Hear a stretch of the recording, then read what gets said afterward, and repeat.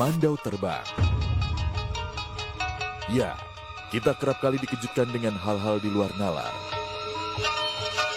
Seperti pada sebuah unggahan video di YouTube berikut ini.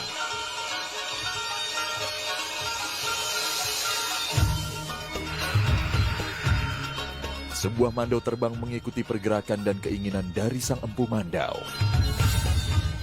Sebilah benda tajam tersebut seolah mengerti akan keinginan dari pemiliknya. Dalam unggahan video lainnya, mandau juga terlihat melayang-layang seolah tak ada gaya gravitasi di sekitarnya.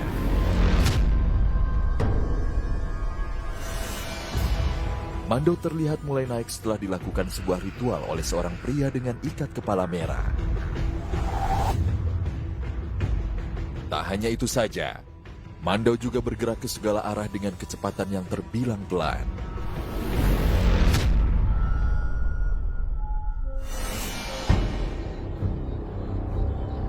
Pada bulan Mei 2020 yang lalu, terekam oleh kamera ponsel hal serupa.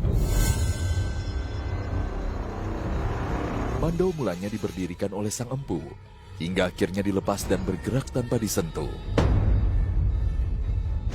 Mandau awalnya terlihat berdiri dan berputar-putar, hingga akhirnya terangkat dan melayang seolah mengikuti alunan lagu tradisional yang sedang diputar.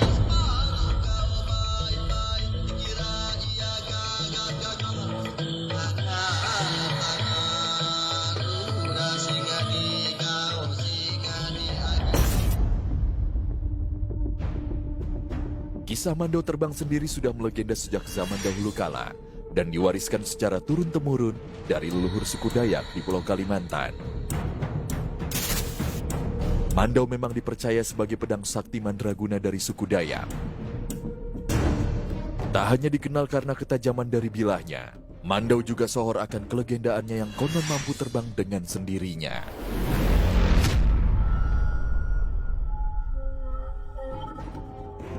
Namun apakah benar sebilah mandau bisa terbang dengan sendirinya seperti yang dikisahkan selama ini?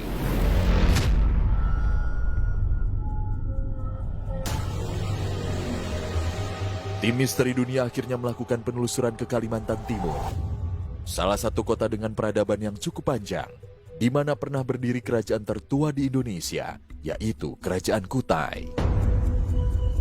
Di sini tim Misteri Dunia berharap bisa mendapatkan jawaban atas saktinya mandau terbang.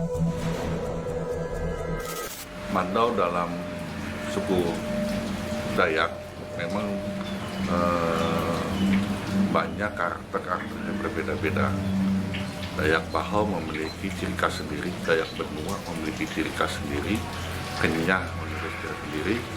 Demikian juga yang di Kalimantan Tengah juga memiliki ciri khas sendiri, Kalimantan Barat juga. Jadi hampir setiap suku Dayak itu memiliki ciri khasnya masing-masing. Saya tegaskan bahwa itu dalam penyebutan dalam bahasa Benua. Kalau Dayak lain, penyebutan istilah tempilan itu tidak ada. Ini namanya dalam bahasa Benua pancuk. Nah, ini pancuk. Pancuk ini ada pancung 2, ada pancung 1. Ini kebetulan pas pancung 2. Ada yang berukir seperti ini, ada yang polos. Nah, ini juga ada yang berukir. Nah, ini tempilan juga berukir. Ada wirak namanya ukirannya di sini. Nah, terus ada bitik malak di sini. Kadang-kadang dia ada titik kuningan di sini, nggak nentu. Nah, ini nggak ada titik kuningan. Nah, terus ada ukiran. Gitu. Terlepas dari kisah kesaktian senjata tradisional khas Dayak, mandau sendiri memiliki bentuk yang sangat mempesona. Jika dilihat secara langsung, terdapat ukiran pada gagang dan sarungnya yang sangat detail. Konon ukiran tersebut memiliki makna tersendiri. Pada bagian sarungnya biasanya disematkan sebuah jimat yang disebut dengan penyang. Konon, salah satu kesaktian dari mandau berasal dari penyang tersebut. Dikisahkan bahwa jimat ini biasanya didapatkan secara turun-temurun dari leluhur sang pemilik mandau.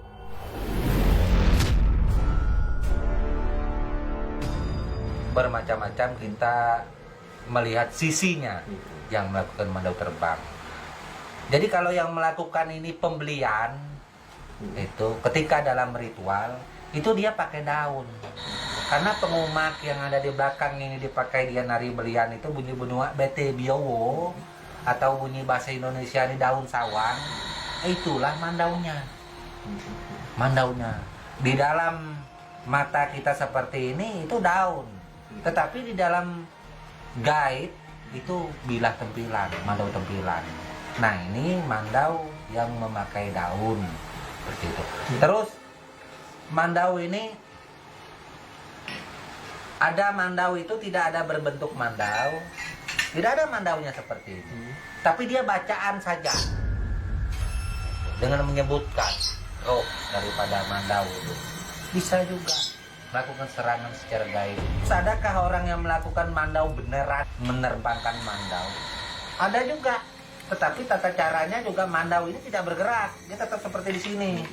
Tetap bacaannya saja, rohnya saja yang disampaikan kepada musuh.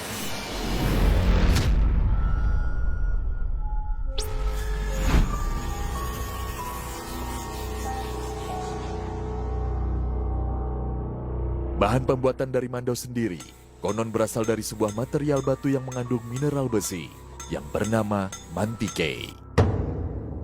Namun seiring perubahan zaman, mandau kini ada pula yang dibuat dari material logam seperti pada senjata tajam umum lainnya.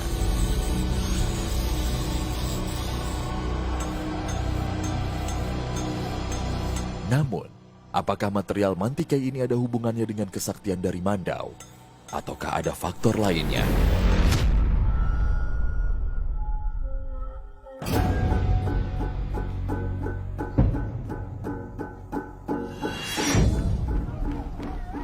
Kesaktian mandau terbang juga tersebut dalam kisah legenda yang cukup populer di Kalimantan.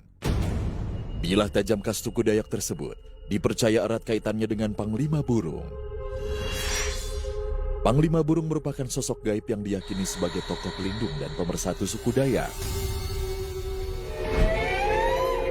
Dalam keadaan tertentu, warga suku Dayak dapat menggelar ritual tari perang untuk memanggil Panglima Burung untuk mendapatkan kesaktian dan kekuatan. Panglima Burung juga dipercaya sebagai sosok yang menggerakkan mandau terbang.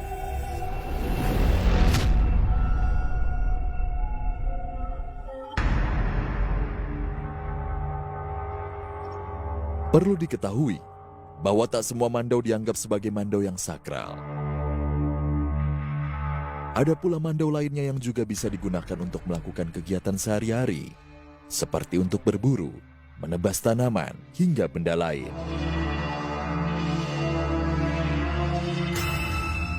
Mandau ini bermacam-macam gunanya. Mulai dari zaman dulu hingga saat ini saya rasa nggak jauh berbeda seperti itu. Jadi di zaman dulu mandau itu digunakan untuk kerja, dibawa berburu juga iya. Untuk melakukan sesuatu kegiatan kayau seperti zaman dulu. Mandau kerja dengan mandau perang itu tidak sama. Perbedaannya dari sisi ketajamannya. Itu. Mandau tempilan biasanya itu oleh si pemiliknya dipoles, dioles, diasah sampai beberapa kali sehingga tajam sama sekali tidak terkira. Tidak boleh mandau tempilan itu ada karatnya meski sedikit, karena ini mandau perang. Tidak boleh mandau tempilan itu ada getah-getah yang lengket, karena itu mandau perang. Berbeda dengan mandau kerja. Kalau mandau kerja itu biar ada getah yang lengket seperti ini, yang penting matanya masih terasa tajam, nggak ada masalah, tetap bisa digunakan. Tapi kalau tempilan tidak seperti itu.